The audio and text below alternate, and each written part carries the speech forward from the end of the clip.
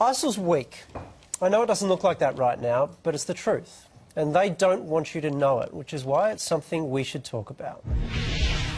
When news broke that more than 130 people had been murdered in Paris, this is how ISIL responded. A group of believers from the soldiers of the Caliphate set out targeting the capital of prostitution and vice, the lead carrier of the cross in Europe, Paris. And really, there's no doubt that this was an Islamist terrorist attack, probably executed under ISIL's flag. What we don't know yet is if the attack was planned, ordered or funded by ISIL's leaders in Syria, because the problem is, this is what ISIL do. They take credit for any act of terrorism on Western soil so that they appear bigger and tougher than they actually are.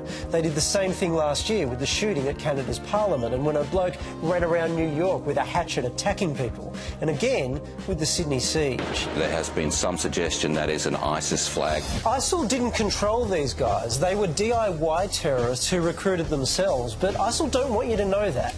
How do I know? Because ISIL told us they don't want you to know that in their monthly magazine. In October last year, they wrote this: "It is important that the killing becomes attributed to patrons of the Islamic State who have obeyed its leadership. This can easily be done with anonymity. Otherwise, Crusader media makes such attacks appear to be random killings." Every time an attack happens, and they do claim it, you know, they're headline news around the world. There's a reason ISIL want to appear so powerful, why they don't want to acknowledge that the land they control has been taken from weak enemies, that they're pinned down by airstrikes, or that just last weekend they lost a significant part of their territory. They really don't have the capacity to hit back against the combat aircraft of the West. ISIL don't want you to know they would quickly be crushed if they ever faced a proper army on a real battlefield.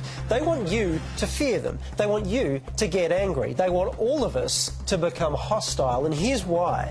ISIL's strategy is to split the world into two camps. It's that black and white. Again, we know this because they told us. Last year, they declared there is no grey zone in this crusade against the Islamic State.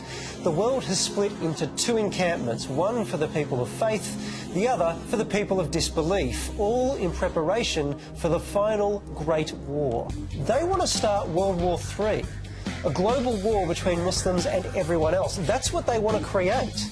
They want societies like France and here in Australia to turn on each other. We as a society, as a community, need to be very mindful of maintaining and protecting our social cohesion, our sense of harmony, and standing together. They want countries like ours to reject their Muslims and vilify them. We need to look at the teachings of the Quran. It is about, you know, killing and beheading the non-believers. ISIL's leaders would be ecstatic to hear that since the atrocity in Paris, Muslims have reportedly been threatened and attacked in England, America and here in Australia, because this evil organisation has it in their heads that if they can make Muslims the enemy of the West, then Muslims in France and England and America and here in Australia will have nowhere to turn but to ISIL.